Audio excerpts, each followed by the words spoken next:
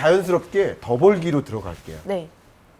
이 더 벌기에 이제 집중을 해보는데 파트 1에서 어떤 표현이냐면 돈 공부처럼 나 공부도 배워야 한다. 그러니까 나 공부, 나를 알아야 된다라는 표현을 하셨어요. 네. 이렇게 표현하신 그 배경, 의미 좀 말씀 부탁드립니다.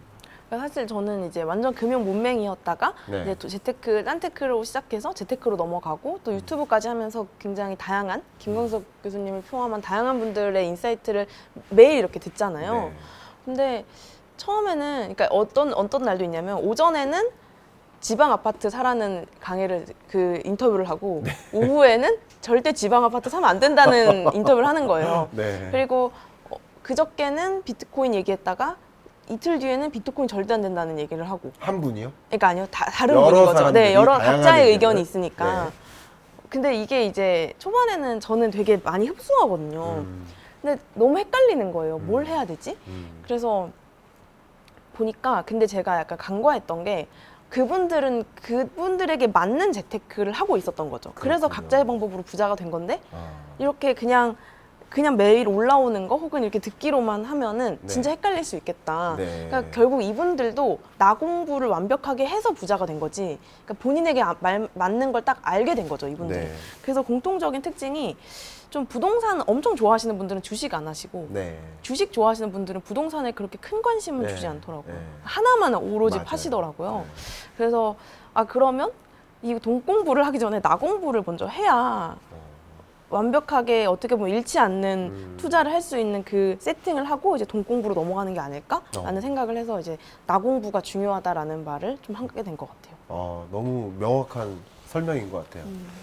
여러 채널을 통해서 많은 그 전문가분들이 추천해주는 그 돈 버는 공식? 저 네. 개인적으로 그런 거 별로 안 좋아합니다. 부자 되는 공식? 그런 건 없다고 생각합니다. 네. 없다고 생각한 그 배경을 지금 이해하게 됐어요. 어, 뭐냐면 그 부자 되는 공식이 저마다 다르고 정말 많이 있어요. 누가 뭐 예를 들어서 뭐 1,000만 원으로 시작해서 뭐 70억 부자가 됐다.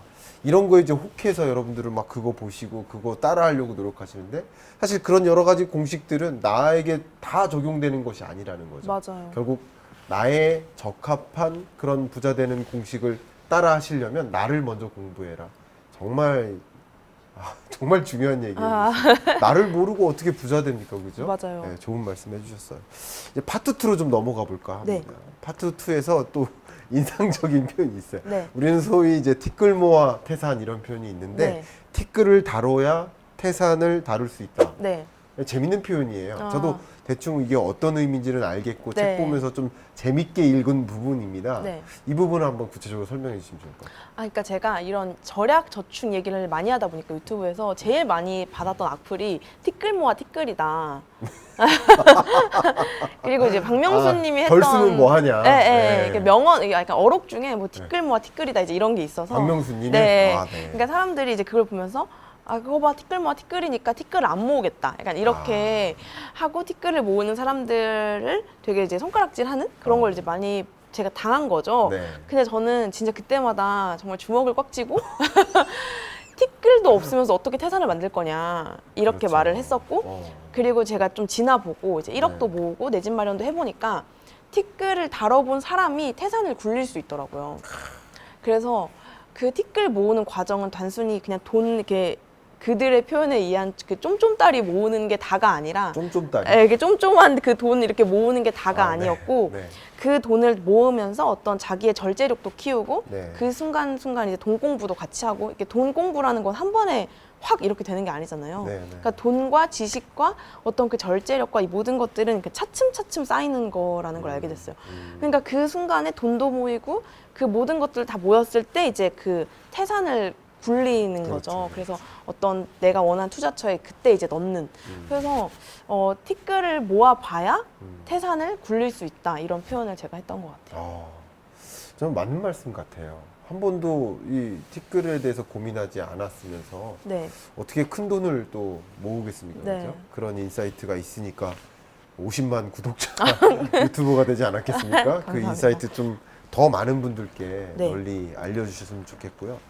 우리 젊은이들이 그냥 일확천금 한꺼번에 네. 부자가 되고 싶은 그런 니즈를 갖고 계신 분들이 계세요.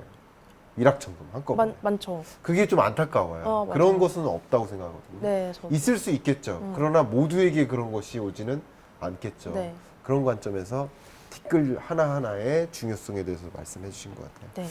파트 3로 좀 넘어가 보면요. 상대방은 나하기 나름이다. 마치 남편 들으라고 쓴 표현인 것 같아요. 남편은 나하기 나름이다. 아니면 나는 당신하기 나름이다. 네. 남편한테 하는 메시지 아닌가 아. 하면서 읽어봤습니다. 근데 보니까 또 재테크 얘기더라고요. 네, 네. 그것의 구체적인 의미 좀 말씀해 주세요. 이제 그 얘기 중에 좀 대표적인 얘기가 같은 사람인데 받아들이는 게 완전 달랐던 경험을 제가 해봤어요. 그러니까 제가 욜로족이 시절에 이제 네. 맨날 막 주 3, 4회씩 술 먹고 막 네. 이랬던 시절이 있었는데 네. 분명 그때 같이 이렇게 지냈던 언니 오빠들 중에 큰 네. 사업을 하는 언니 오빠들도 좀 있었거든요. 네. 근데 어쩜 그렇게 사업 얘기 하나도 안 하고 어. 뭐 그냥 다 명품 얘기, 네. 뭐 성형 얘기, 뭐 누구 이뻤냐 잘생겼냐 얘기 이런 것만 엄청 했던 거예요. 네. 근데 제가 요즘에 만나는 분들은 정말 그 얘기 빼고 다 하는 것 같거든요. 뭐 사업 얘기, 뭐 부동산 얘기, 투자 얘기, 네. 자기 개발 얘기, 요즘에 책 뭐 좋았는지 얘기, 뭐 이런 걸 해요. 근데 똑같이 사업을 하는데 네. 어떻게 이렇게 다른 얘기를 할 수 다른 있을까를 했을 때 음. 결국에는 내가 어떻게 그 자리를 참여하냐, 그러니까 이 마인드가 너무 중요하구나. 그러니까 그런 걸 깨달았어요. 그리고 똑같은 사람이 있는데 예전에는 제가 뭔가 질투하는 사람들도 꽤 많았거든요. 그러니까 질투해서 그냥 뭐 별의별 얘기 안 하고 그냥 뭐 되게 딴소리만 하고 근데 이제 똑같은 사람을 혹시 두고도 아이유 질투하고? 아니요.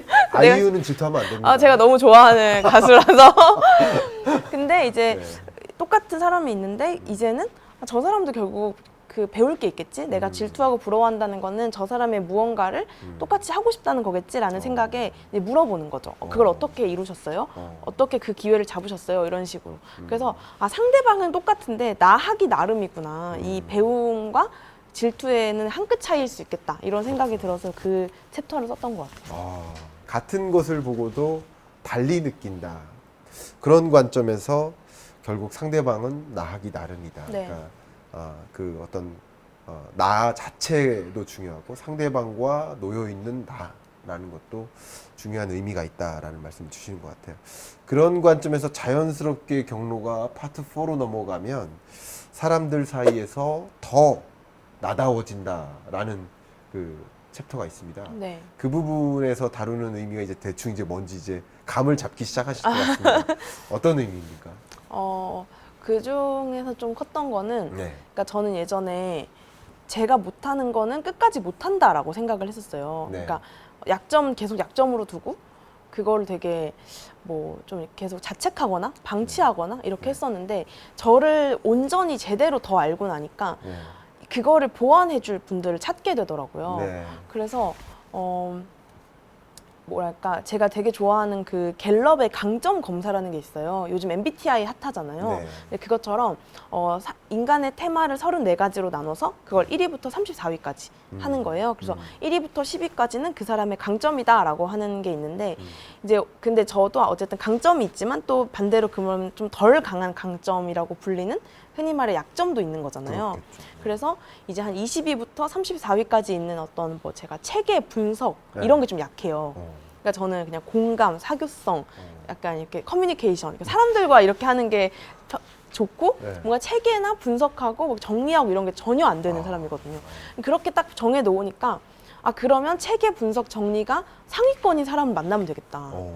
그래서 그런 사람들과 협업을 하고 네. 그런 분들에게 어떤 제가 좀 못하는 것들을 맡기고 대신에 저는 제가 잘하는 것들을 하고 그래서 그렇게 좀 콜라보를 하니까 이게 훨씬 좀 잘 맞더라고요. 그래서 뭔가 그런 사람들 사이 그러니까 협력하려고 할 때 오히려 더 나다워지고 내 강점을 더 발휘할 수 있다는 걸 알게 되는 것 같아요. 그렇군요. 그러니까 나 혼자 나일 때 나다워지는 게 아니라 네. 여러 사람을 만나면서 더 나다워진다.